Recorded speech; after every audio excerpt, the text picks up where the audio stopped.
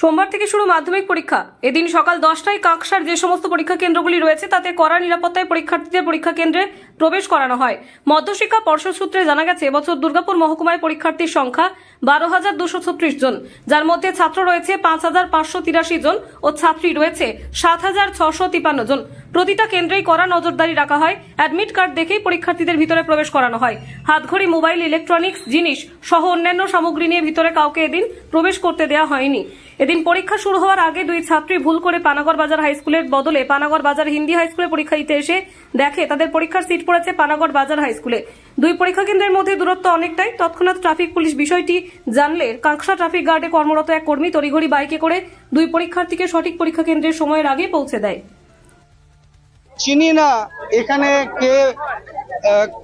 কে কি দায়িত্বপূর্ণ পদে রয়েছেন, তবে একজন মহিলা তিনি এসে বললেন পরীক্ষার হলে ঘড়ির প্রয়োজন পড়ে না। আমি ওনাকে জিজ্ঞেস করলাম, আপনি কি মাধ্যমিক স্টুডেন্টদের সঙ্গে সংযুক্ত আছেন? বললেন আমি একজন স্কুলের শিক্ষিকা। আমি বললাম তাহলে এটা তো আপনাকে আর দ্বিতীয়বার বলার প্রয়োজন হয় না যে একটা স্টুডেন্টের কাছে পরীক্ষার সময় ঘড়ি কতটা গুরুত্বপূর্ণ জিনিস।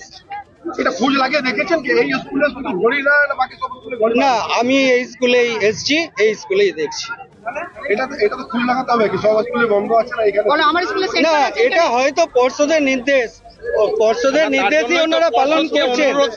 আমরা তো ওনাদেরকে কিছু বলতে পারছি না। আমরা পর্ষদের কাছে আবেদন জানাচ্ছি, ওনাদের কাছে অনুরোধ করছি যাতে সমবেদনার সঙ্গে বিষয়টা দেখা হয়। যে আমার আর কতটা সময় আছে, আমাকে সেইভাবে এগোতে হবে।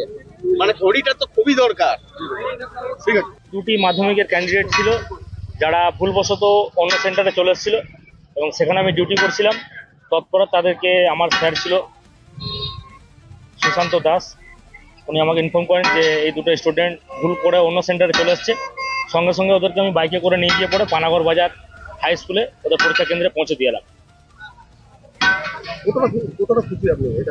অবশ্যই দেখুন, একটা মাধ্যমিক ক্যান্ডিডেটকে যদি এই মুহূর্তে হেল্প করা যায়, তাকে যদি তার সেন্টারে সঠিক সময় যদি পৌঁছে দেওয়া হয়, এর থেকে খুশি আর কি হতে পারে। আপনার নাম? আমার নাম শেখ কিতাবুল, কাকসা ট্রাফিক গার্ডের অস্থায়ী হোমগার্ড।